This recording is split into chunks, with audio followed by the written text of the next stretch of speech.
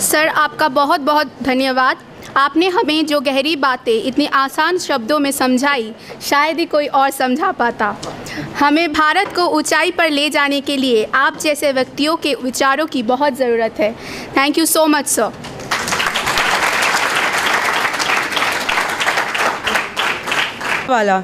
Mr. Yusuf Unjhawala is a businessman by profession.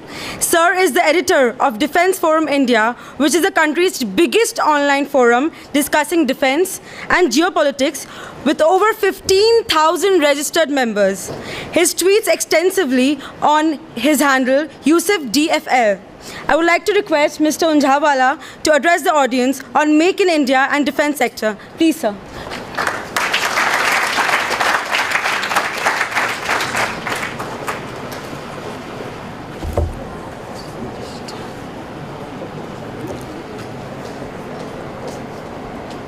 मेरा ही मन कर रहा है कि हिंदी में बोलूं, बट हिंदी तो ठीक ठाक बोल लेता हूँ, बट ऑब्वियसली बहुत सारा इंग्लिश के साथ जुड़ेगा तो मैं इंग्लिश से ही संबोधन करूँगा। First of all, I'd like to thank the management over here for inviting me to speak in front of all you people. Professor Kulkarni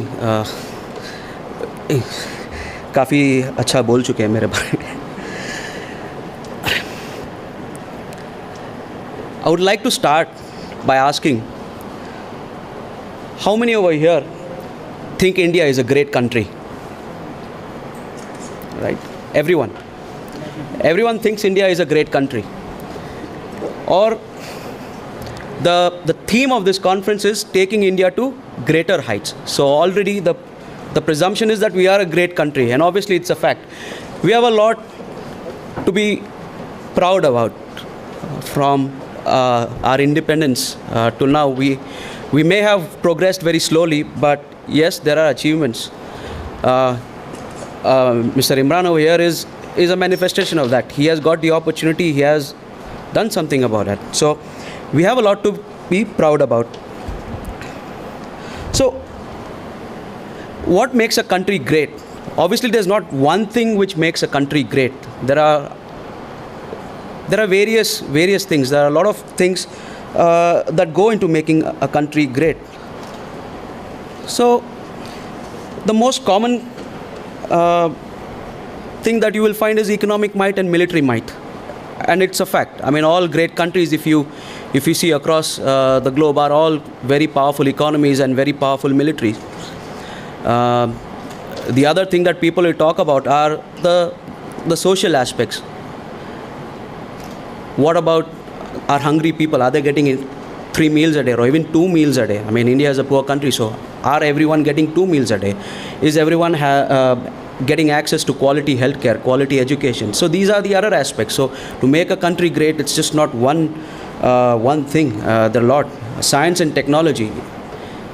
We have progressed pretty well. We are a spacefaring nation, one of the few who has gone to Mars. We are a nuclear power. We have nuclear weapons, but today we are progressing rapidly in terms of nuclear power generation. India is going to be the largest nuclear power generator in the world. Yesterday we signed a memorandum with the French to build the largest nuclear power plant in the world in Jaitapur. Art and culture. This is obviously one of the biggest example that I can give about. We remember the Gupta Empire because it was rich in its art and culture, although it was a big military power, but it is known for its art and culture. Happiness index, right? How happy are the people of the country? That is also a great example, a great proof of how great a country is. Freedom of all kind. Obviously, a lot of the what do I say? Debate is there on what freedom is in the country, all intolerance debate and all, but India is a free country. You can say whatever you want. Those who say that India is not a free country and there is a lot of intolerance are actually exercising their right to free speech to say that, and they do it without any problems. Soft power. The lady who introduced earlier talked about World Yoga Day, right? People, yeah, it's part of soft power projection. That's how you become a great power or be recognized as a great power. Sphere of influence. How are you able to influence other countries, other small, big, doesn't matter. But how are you able to influence other countries? And are you able to influence world opinion? Today, we are influenced by certain bigger powers in the decisions that we take. So, are we able to do the same with other countries? Now, in my opinion, while a lot of other factors, as listed over here, go into making a great country, in my opinion, it's economic power which is what will drive this country to a greater heights. We're already a great country, but we want to take it to greater heights. And the economy, you cannot realize the full potential of your economy if your country is not safe. So military power goes hand in hand with economic power. So economics will take care of all your social aspects you talk about. If your economy is growing, you will have the money to feed the hungry mouths, to make your hospitals, to make the education institutes, and provide a good life for all the citizens. So how will you do that?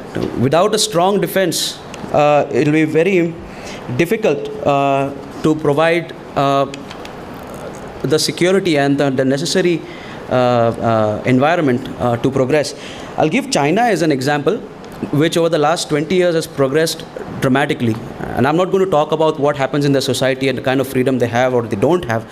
But the fact is that China in the last 20 years has progressed dramatically. It has pulled a lot of people out of poverty. It has world-class infrastructure. And this is come together with its very strong military power where it's able to influence a lot of things. So I'm here to speak about the defense sector and making India great. And I would like to start by talking about great powers. All great powers, if we go down even 1,000 years back or even 2,000 years back, you go back to the Maurya empires or even the Gupta empires, they were very strong military powers. And that allowed them to pursue the economic and all the other aspects of society, the social aspects, the art and culture. So all great powers were driven by very strong economies, and the strong economies were developed because of the strong military power. Coming down right to this timeline that we see, the Industrial Revolution allowed Britain, France, and the other European powers to develop modern weapons. They were able to move across the world, far and wide, and colonize the rest of the world. So, what was the agenda behind it? Economics. They wanted to find raw material to serve to feed their factories, and then they wanted markets for the finished goods. So, economics was the driver to develop a military industrial complex which allowed them to dominate the entire world.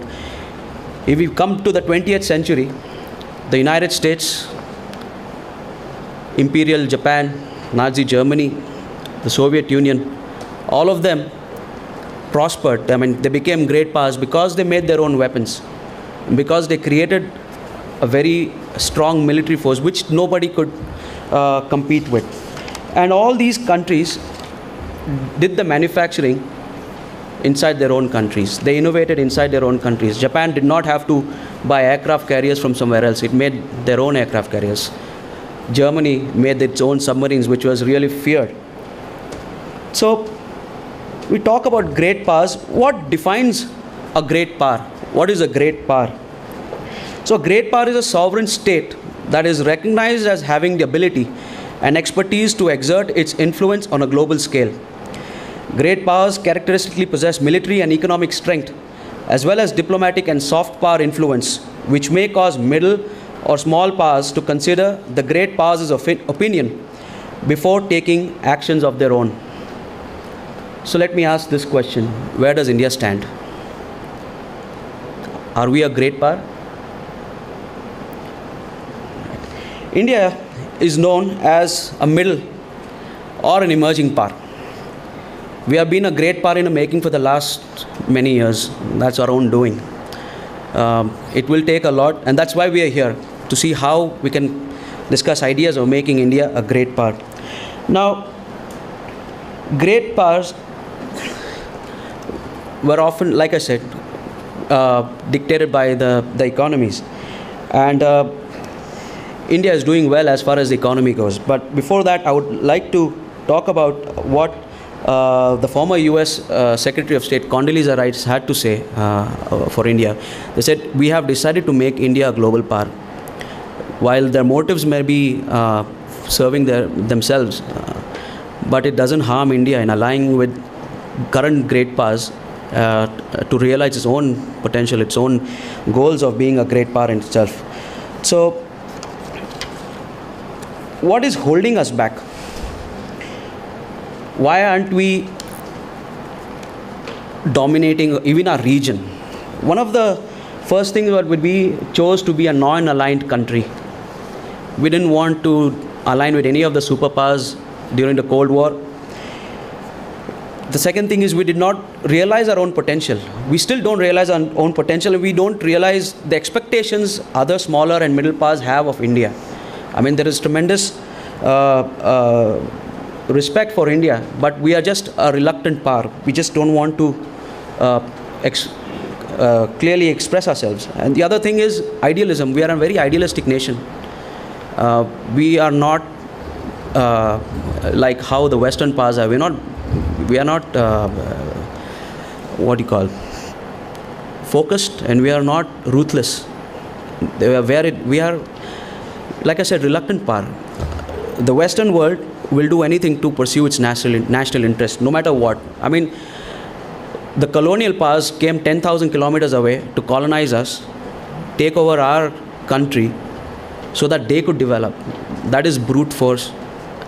I mean, the world behaves a little differently, but the rules of the game have not changed. It's all the same. You require economic and military might to sustain yourself. So, I will go with there are two parts, like I said, for about what a great power is. One which is an economic might, and one which is a military power. Let's examine the two aspects of it. First, the Indian economy.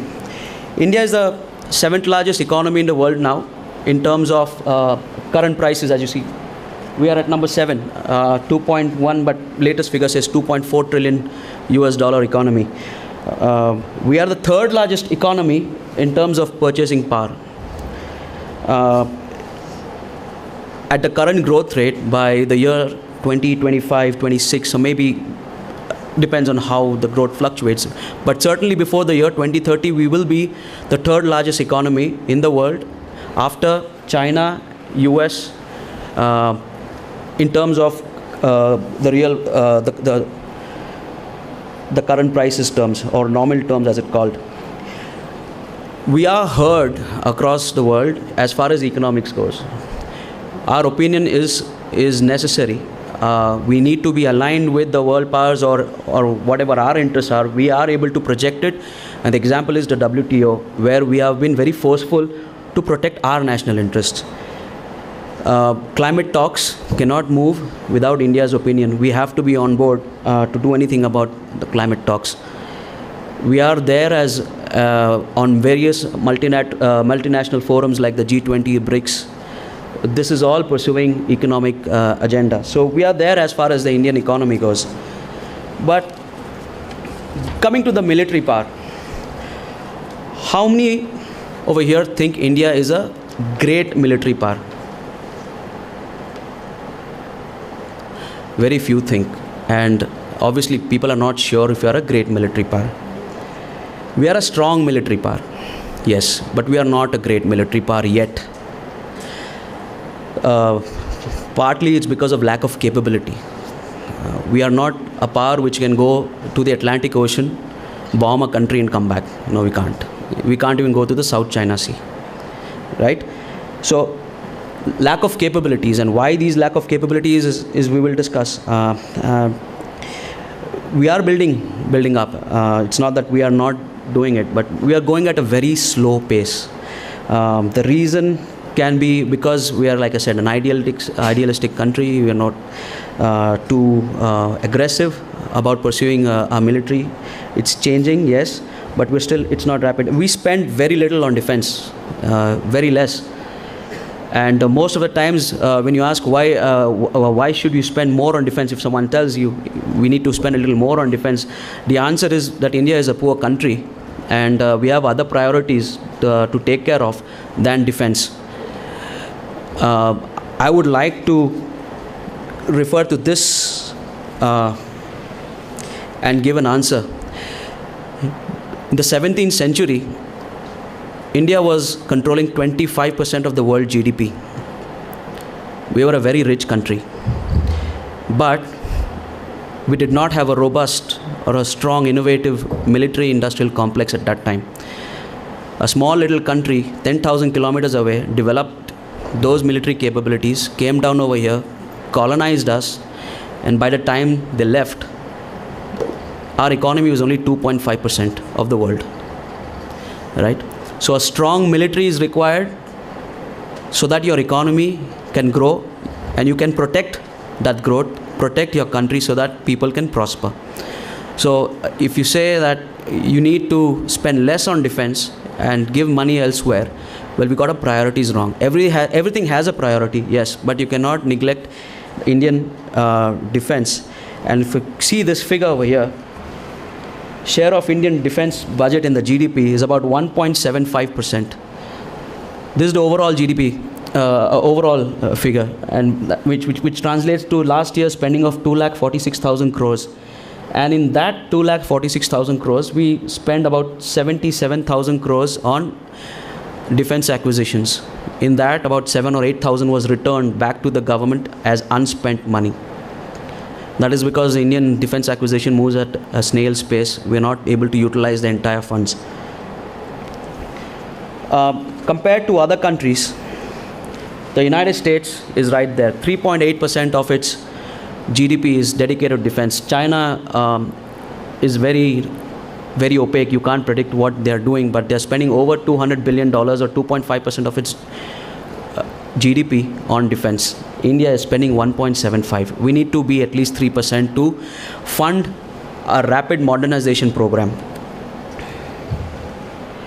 In terms of per capita, the United States spends $1,850 per person on defense. China is spending about $250. The world average is $216 per person. India is spending, any guess? $35. And this, while we face a two-front war, which is a very real threat. Every other day we get commanders of the army chief or the naval chief, the air chief say we are not prepared for a two-front war. It's a very real threat. The Chinese and the Pakistanis together can attack us, and it's a very real threat. The Chinese army is already there in Pakistan-occupied Kashmir. They have also stationed missiles over there. So it's a very real threat. So I'm going to talk about Make in India and why it is a very vital cog in making India a great power. There are many aspects, like I said, to defense sector, but I'm going to talk about making in India and how making weapons in India will help India become a great power. So why should you make weapons in India? The first point is our own weapon system suited for our own country, for our country. I'll quickly run through it and then we'll discuss this in a little detail. It creates an ecosystem along with civil industrial setup that feeds one another. It adds to the economy. Spin-offs in the civil sector, and it's a major tool in shaping geopolitics in the region and around the world. So, why should you make our own weapons? The very first point. It's designed to suit our requirement.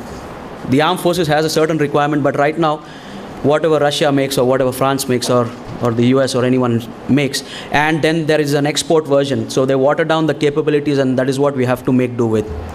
So if you make your own weapons, you are free to design the weapons of your choice that suits your terrain, your environment, your climatic conditions, also your strategic objectives.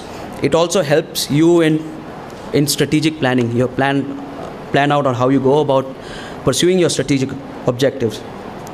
A couple of examples that I'll give is is a helicopter.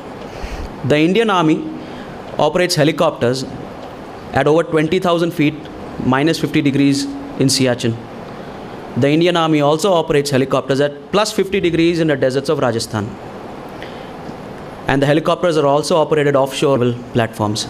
So India is a very big country. The terrain varies, but we cannot have a weapon for each terrain. We need a system that works everywhere. And we are successful. I'll just quickly go over here. By India, for India. This is the advanced light. This is the light combat helicopter, which is nearing full operational clearance very soon. This in Siachen, and this is from the Life Fist exercise, which is going on, war which is concluded in the deserts of Rajasthan. So, in the heights of Siachen, in the deserts of Rajasthan. Second example that I'd like to give is the assault rifle. India wanted to replace its assault rifles, the INSAs that we make in India, because they were not good enough for the army. So they called a global tender and invited global manufacturers of assault rifles to participate, and it set out a qualitative requirement. Everyone failed. None of the foreign participants of the tender could come and showcase and meet the qualitative requirements of Indian Army. The Indian Army went back to the DRDO and the OFB to make a rifle which will work in Siachen, in the desert, or in the water. And it is very happy with what has come up. It's called the Excalibur rifle. It's going to come out very soon. So what else does making your own weapons help in? We get freedom from technology denials. Now technology denials are of two kinds: components and entire weapon system. When I say components, nobody parts with metallurgy. I mean, we did not have warship grade steel to make our warships. We used to import them. Russia was obviously very happy to provide that, but it didn't give us the technology for it. Right? So that is just one part, components. And when I talk about weapon system, no country sells nuclear powered ballistic missile submarines. We have to make it ourselves, and we did. Nobody is going to sell you ballistic missiles or nuclear weapons. Well, that's another matter that China does, but it's a rogue country. So China does it because it is a big power and nobody can question it. Sanctions is the next thing. In 1998, when we exploded our nuclear weapons, when we tested them, the United States imposed sanctions, and it hit one of our most important programs, which is the LCA. If we had our own technology base, if we could make everything ourselves, those sanctions would have not hit us. Arms embargo is another thing. During the 1965 war, the United States embargoed both India and Pakistan. So at a crucial juncture, we did not have weapons, we did not have ammunition. The next point is high purchase cost. The Rafale deal is an example, which has gone from being a $10 billion deal for 126 fighter jets to about 36 for roughly the same price. So if you don't make your own weapons, you are at the mercy of foreign suppliers, and they are going to dictate the price, and a lot of money is going to go out of the country. And the last point is dependency on supplier for spares and maintenance. In the Kargil war, we saw that with the Bofors gun. We did not have the spares. We did not have ammunition. We had to get it from Israel. They supplied us the weapon, but at 3 times the price. So if you don't make your weapons, you're going to be at the mercy of others. This is the INS Arihant. It has cleared the sea trials. It is ready for induction. So once the politicians find some time, they'll be able to induct it. Yeah, obviously, in India, you need to cut the ribbon, right? And that's done always by the politicians. This is another shining example of Indian success, the Agni 5 missile. No country is going to sell you an ICBM. We have got this.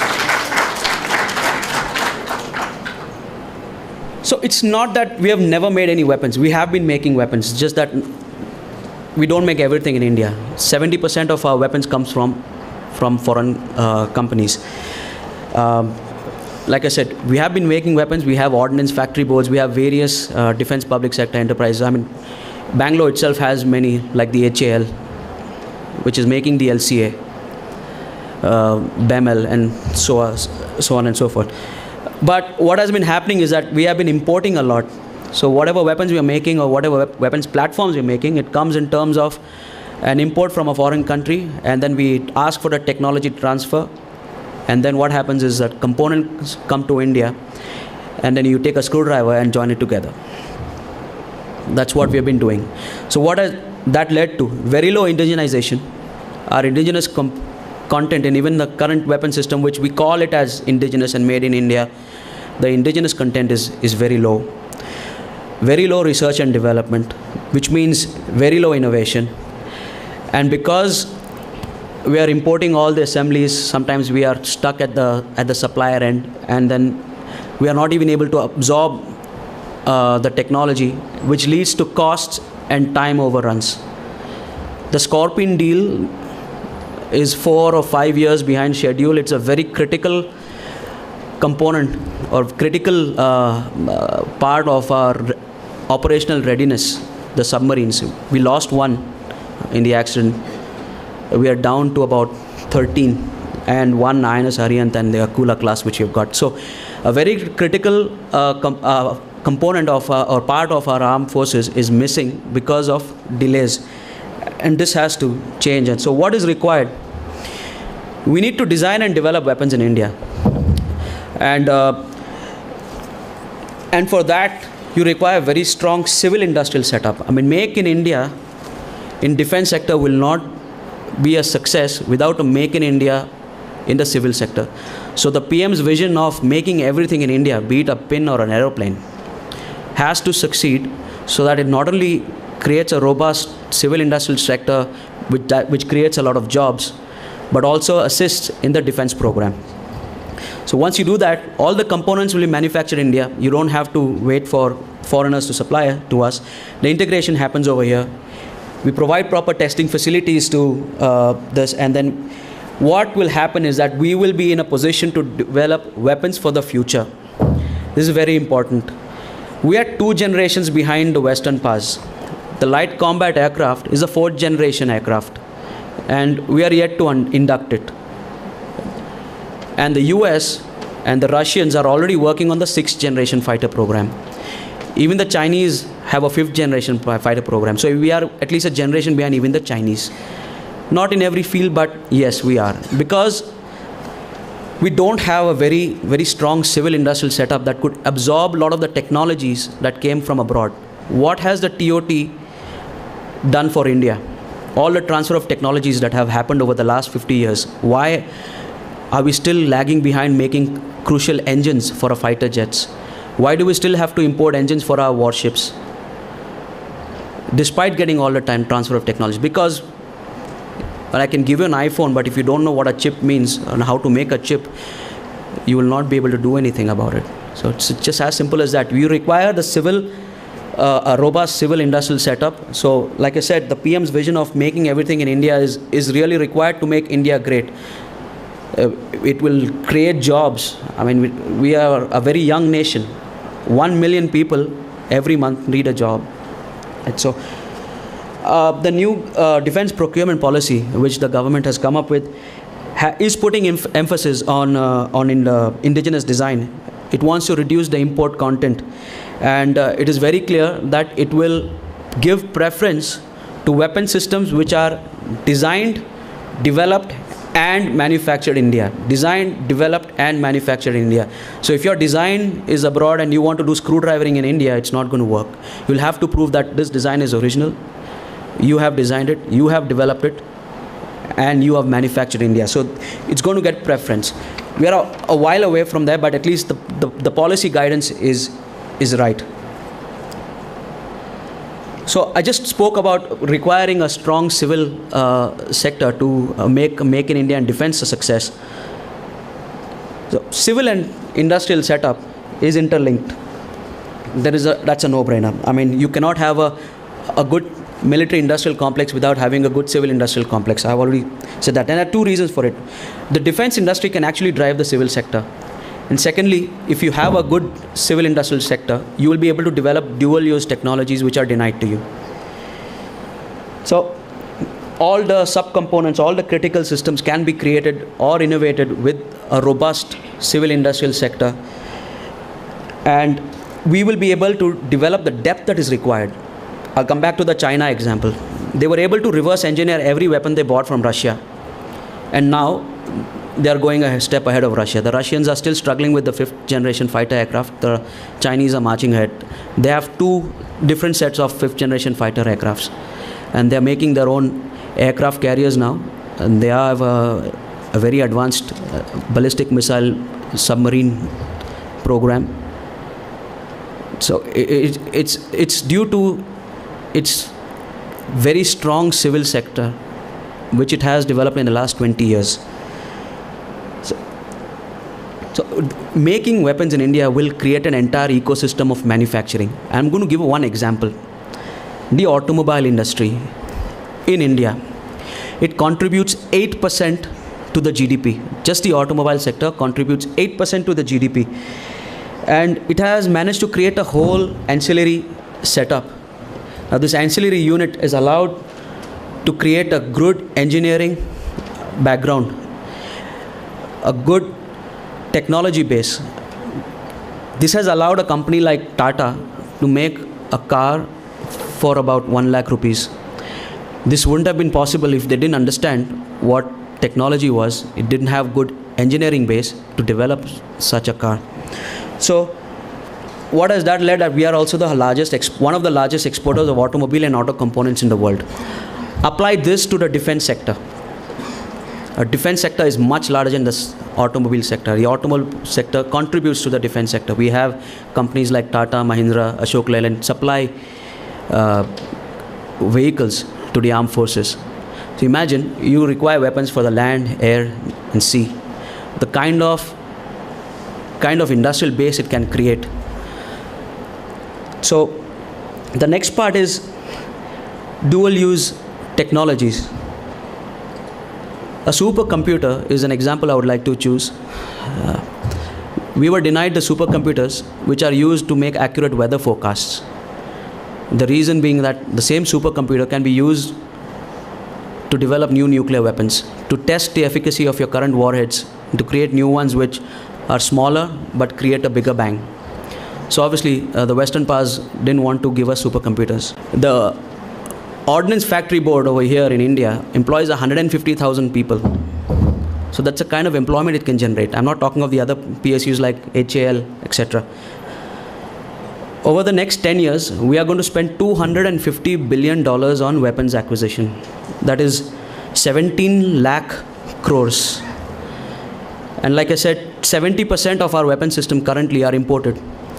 We'll end up sending out over $175 billion outside, feed their factories, their mouths, end up paying a very high price and gain nothing in return. So we make our weapons, we will add to our economy. By the year 2025, at just 2% of GDP, our defense budget will be over $100 billion. We don't want to send all this money outside. We add jobs over, millions of jobs. We require jobs. I mean, the Prime Minister talks of Skill India and our large demographic dividend. If we don't give them jobs, we'll be in trouble. So the defense sector, because of its vastness, can create millions of jobs. And then we earn foreign exchange out of it, just like how the Western powers and other powers do. So the next point I'd like to talk about is spin-offs in the civil sector. And the first example that when I was making the slide that came to my mind is a microwave oven. You cannot imagine your kitchen without a microwave oven, right? It came from a Department of Defense project in the US when one gentleman called Percy Spencer, while working on a radar project, found that the popcorn popped. The popcorn kernel popped while working on the radar project. And he further researched as to what happened, why did this happen, and he came to a conclusion that the electromagnetic waves from the radar made this happen. So the Raytheon, where he was working at, they patented the technology. In the next 20 years, they came up with a tabletop microwave oven. The radar itself which he was working on was, again, like I said, a Department of Defense project to detect enemy fighters, enemy bombers. And can you imagine life without a radar, without air traffic control, and no civil aviation? The speed at which we travel has enhanced the economy. It has made a great change in the way people travel and the way business is conducted. Jet engines is another example. Again, developed during the World War for defense purpose, but its impact has been tremendous on civilian life. Airline industry, the whole industry of airlines, of making aircrafts, and the civil industrial, airline industry. Well, some of them go bust and run away to London, that's another matter. So all these great powers invented all these. There are a whole lot of lists. I mean, internet is also a Department of Defense project. And can you imagine life without internet today? How much it has added to the economies of the world, how business is done. So if India has to be counted among those great countries or great powers, we will have to produce such technologies, such equipments like the radar. I mean, it was developed 80 years ago, but something which impacts people's lives on a very massive scale. And the Western powers are able to dominate because they have developed these technologies and are able to control and innovate further. So we need to get there, and having a good defense sector will allow us to do that. And last but not the least is the influence of weapons on geopolitics. Now it's a no-brainer. Everybody knows how the Western world and others influence other countries by the weapons sale. Supply both the sides, supply one side, create proxies. So if you have your own weapons, first of all, you'll be able to aid your friends, secure your friends and allies, influence other governments, keep your rivals out of your area of interest, and supply other nations who have adversarial relations with our principal rival, and to keep them off balance. So the example is China, which is trying to keep us off balance for the last so many years. It gave nuclear weapons to Pakistan. Not that I would like to advise an idea of proliferating nuclear weapons and ballistic missiles, but that is what they have done. China today is the third largest exporter of weapons in the world. And 68% of it comes to our neighborhood: Pakistan, Bangladesh, Myanmar. Today, China is surrounded by very small powers which are afraid of China, and we can't do anything about it because we don't make our own weapons. Example is Afghanistan. The former president Hamid Karzai kept coming to India with a list of items that he wanted, and India refused. That's for some other reason, but while we were talking about giving them weapons, it was going to be in a manner that we were going to pay the Russians for their weapons and then send it to Afghanistan. Can you imagine that? And we did that finally. Just recently, we supplied 3 Mi-35 helicopters to Afghanistan, and Mi-35 is Russian made. One more is on the way. You don't make your own weapons. How are you going to help your friends? How are you going to step up when they require it? And China is doing that. Afghanistan is something we claim as our extended, it's not an extended region, it is our neighborhood. But now we are seeing the Chinese make great inroads into Afghanistan because it is going to supply weapons to them. And the Chinese are playing the great power game. It is also talking to the Taliban. So, in my opinion, it is imperative for India to supply weapons to its friends and allies, and nations that are threatened by large powers or other powers. And these small nations look up to us. The Southeast Asian countries look up to India to be a net security provider. They have said it. We want India to help us, to secure us. We are not there yet. We are, like I said, we are a reluctant power. It is changing. We are taking baby steps toward it. We are conducting regular exercises with these countries. But if we don't have our own weapons making capabilities, how are we going to help them? It is changing, like I said. We are showcasing our equipment abroad. The LCA recently flew at the Bahrain Air Show. It has got good reviews. Our tactical missile systems like the Akash surface-to-air missile has got good inquiries. The BrahMos missile also is sought after. Vietnam is a country that we see a potential partner, and it is a country which is threatened by China. So if we don't do this, if we are not able to make our own weapons and supply it to such people, countries who need it, they will look elsewhere, and then this will result directly in losing influence with these countries, both diplomatically, economically, geopolitically. I'll give another example is Sri Lanka. They wanted weapons. We refused for political reasons at home. China and Pakistan stepped in. Today, China has more influence on Sri Lanka than we. We would like to think it's otherwise, but if you see the statements coming out from Sri Lanka, just because it has a big power backing it now, it can look into us in the eye. Similarly, for a small country like Maldives, which threw one of our projects out, the GMR, the airport project, it went to the Chinese company. So we are going to lose influence if we are not a great power. I will just conclude by saying that as far as economics goes, as the two definitions of two part of a great power, which is economic and military power, as far as economics goes, we are on track. We're not a great economic power, but we are on track. We have a very strong growth. We are the fastest growing major economy in the world. By the year 2030, like I said, we will be the third largest economy.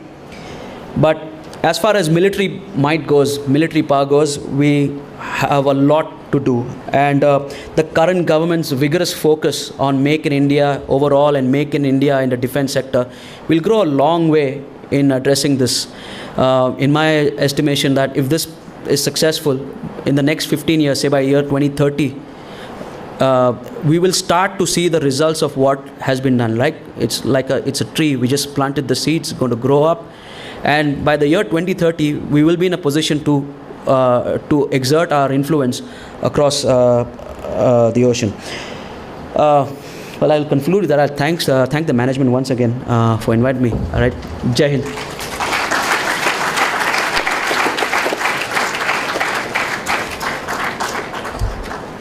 Questions? We have time for a few questions. Anyone who wants to have a question now? Yeah. Mike? Freeing the world from weapons. There is a saying which says, if you want peace, you have to understand war.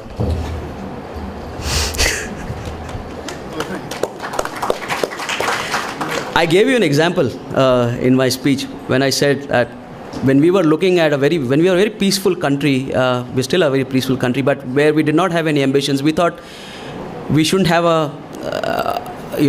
I'm talking about before the British came.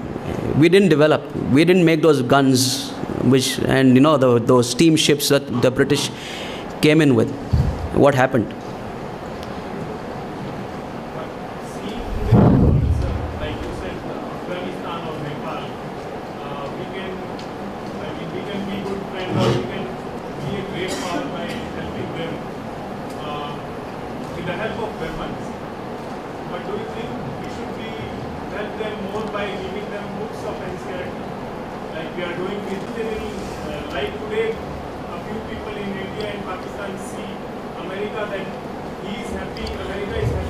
I got your question. Now I'll answer in this way. First of all, does China have any noble intentions? What is it doing in POK? Serving its own interest because it sees a rival in India. India is very good in people-to-people contact. That's why the Afghanistans in numerous polls have voted India as their most friendly country. We have great people-to-people contact. We are good at it. We have great people-to-people contact in countries of Africa. But security, like I said, without security, you can't pursue other goals. If you don't have a stable environment, if you're not secure, your first priority is security. I mean, even you as an individual, if you don't feel secure, if you don't feel safe in your own confinement, will you be thinking of anything else? Can you think of anything else? So these smaller countries are threatened by other powers. None of these countries in the South China Sea are secure today. They feel threatened. Right? China is very ambitious. It's very expansionist. And coming to the technology part, and making railways, the intention is obviously not very noble. It's not doing any favor. That's number one. Number two, China has developed a massive technology base. Like I said, we have to be a great economy. We have to innovate. Only if we do that, we'll be able to compete with the Chinese. The Chinese are making the railways, they're making it at high altitude because they have developed those technologies. Right? So it's a very important thing. I have a question now. Now, if you look at the international arms regimes, when you talk about the various clubs you have, the MTCR, FMCD, or the Wassenaar Club, or Nuclear Suppliers Group, etc., etc. Now, how do you think the success of Make in India, with reference to specifically the defense sector, would help in India in achieving those goals, being a part of it? For a long time, we've been obstructionists. We could not be a part of it. We said, no, we don't like it. Let's say in the case of CTBT or so many other cases, NPT, etc. Now, when we want to actually make a part of it, we want to be a part of the solution or part of the global club. How do you think this Make in India would help achieve that? Isn't it already happening? We are already in the process of getting into MTCR. It was blocked by Italy for political reasons because of the marine issue. But coming to NPT, why was the NPT formed? It was right after we exploded our bombs. They wanted to stop us. It was just around that time, 1970. So just before we exploded. So many of these regimes were to stop others. Now you have it. The US realized that India is our nuclear weapons power. We can't do anything about it. It's in our own self-interest now to get it into our own club. So if you make in India, you make those weapons, you make those missiles, they're going to get you into their club. Mr. Shastri, First of all, I would like to say that becoming a great defense power, big defense power, is no sign of greatness. I mean, greatness doesn't mean that you are a big defense power. Secondly, I would like to say, as a human being, in a country where people are dying of hunger, they are not meeting their basic necessities. How wise it is to devote such a large proportion of resources to the defense. I don't deny the minimum necessity of security, and that we are already doing. But our much higher priorities are meeting the employment problem, meeting the poverty problem, providing basic necessities to the human beings. And what my friend has said is wonderful, that greatness is to become make the world less.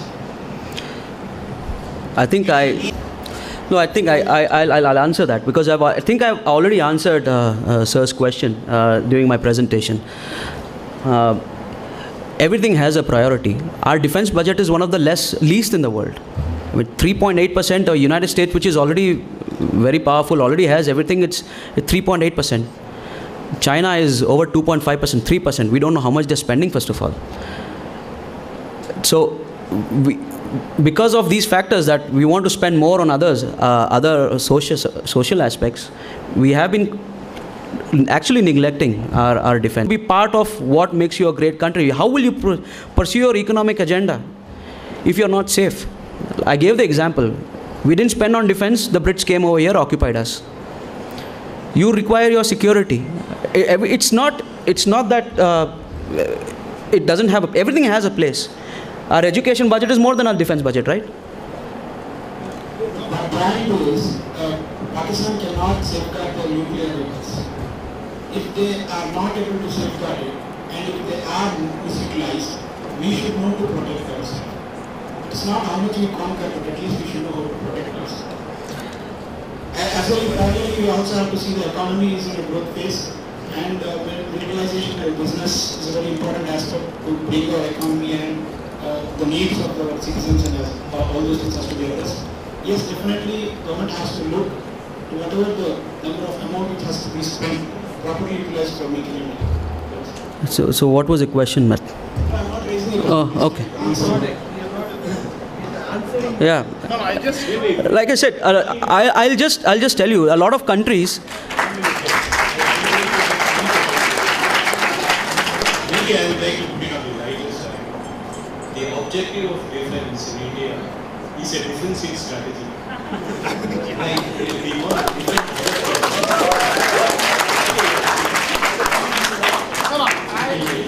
maybe Kulkarni can take it forward. No, I just.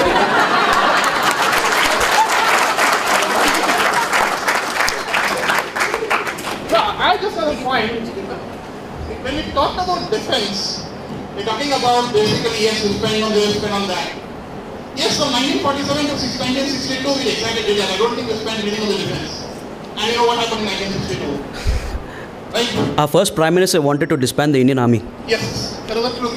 Actually, I'll just come back to Sir's point where I said we have hungry mouths to feed, we want to provide jobs. I addressed that part when I said $250 billion will be spent on imports anyway. $250 billion will go outside if we don't make in India. If you make in India, you're going to provide millions and millions of jobs. I mean, like I said, it is going to add to the economy. The defense, making in India and defense is not exclusive of anything else. It's going to add to our country. It's, in my estimate, we can add about 2% to the GDP just by making weapons in India. Creating jobs for killing people. Creating jobs to kill people. Creating jobs to save our people. What is the title of your packet? Can you go back to the title? Taking India to greater heights. That is the theme of your right, and how making. That is a broader theme, in fact. Yes. Exactly what you wanted to say. Making in India in the defense sector, or make larger Making India project, and how that is vital to take India to greater heights. You say that offensive model is important or defensive model is important? Offensive is important or defensive is important? As they say, attack is the best form of defense.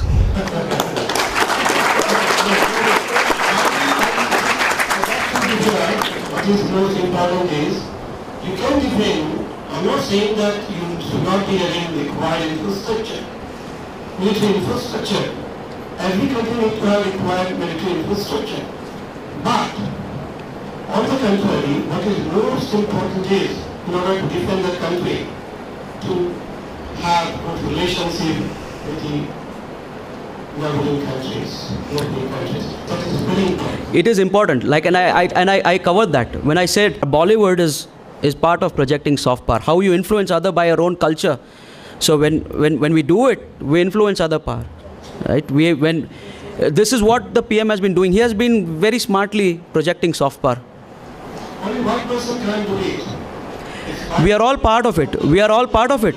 We are all part of it. We are all part of it, sir. That's the kind of thing. So mindset needs to be changed. Of course. How many of we feel truly that we are Indians? We say yes, Jai Hind, Satyananda Jayate, during a cricket, what do you call test match and all that, or 2020 games. But we really feel that the real India, that we are Indian truly from within. So, That's the kind of thing. That we need to not to advertise it. Metaphorically or rhetorically represent it that yes, we are Indian. We need to feel it. We need to change our mindset. it's happening. That's very important. Charity begins at home. It is happening. Like Sir said, social media is one platform which help get that. The soft power projection comes from there as well. According to your definition, a person with strong will is great. No. He can defend himself. Sir, a person with a strong defense will be able to protect his environment where they can peacefully pursue all the economic agenda that they want. To make roads, to make schools, to make hospitals. All resources will go to defense. It's not. We are spending only 1.75% of our GDP. Very low. Another thing you said that we need to innovate. What will be a strategy to innovate? Professor, What- Look into the betting ball situation which India was in 1947 because of the Green Revolution. Today we are in a position to export food products. Milk Revolution if we take, today we are the world number one. What amount of, my specific question is, what amount at this point, a percentage of GDP is invested on defense research, point number one. How much it is expected to grow, say in about 5 years, 10 years, and how it will contribute for the Make in India arm. If you can throw some light, I think it will add a lot of value. What is the current portion of R&D which you are investing? Very difficult. Probably it's very low. I cannot put a number to it because I don't have the data. To my knowledge, if you look into the contribution of DRDO which is being done, which is much meager compared to any other country. It is. Even if you look into the US, which is investing in R&D of their defense system, which is far higher, but which we are not able to compensate. So, like I said, if you can throw some general light, I think it will help. no, I think there might be some data out there, but I don't have the data handy. But like you said, we are spending very little on defense itself, right? Sir doesn't want even that. So how will the money for research and development comes? We are spending only 77,000 of the entire 2,46,000 that is spent on defense. Right? It's a very small percentage, I've lost the slide, but very small percentage of what actually is spent on defense is going into defense acquisition. And very low in that is going into research and development. So this whole Make in India, getting the private sector in is to push innovation, to push R&D. That's the reason why the new policy says that we want to induct weapons which are designed, developed and manufactured in India. And we'll do it cheap. The purchasing power, the parity that I talked about, we are the third largest economy in terms of purchasing power. It will be useless if you import weapons. You require weapons anyway. Might as well make it in India and add to your economy. Create jobs. You will be able to do it cheaper. The LCA, we can make it for about $30 million. The same thing which a Swedish company is trying to push down our throat is 100 million.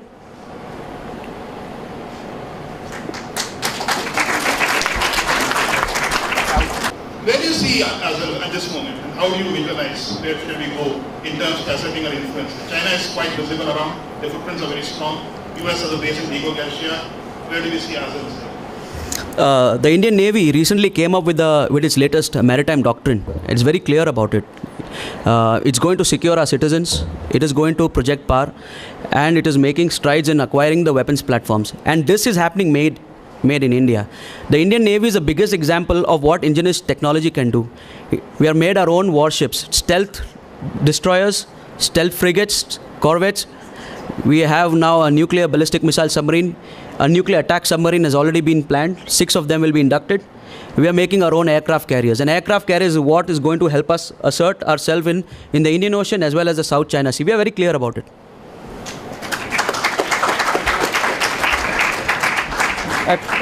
Thank you.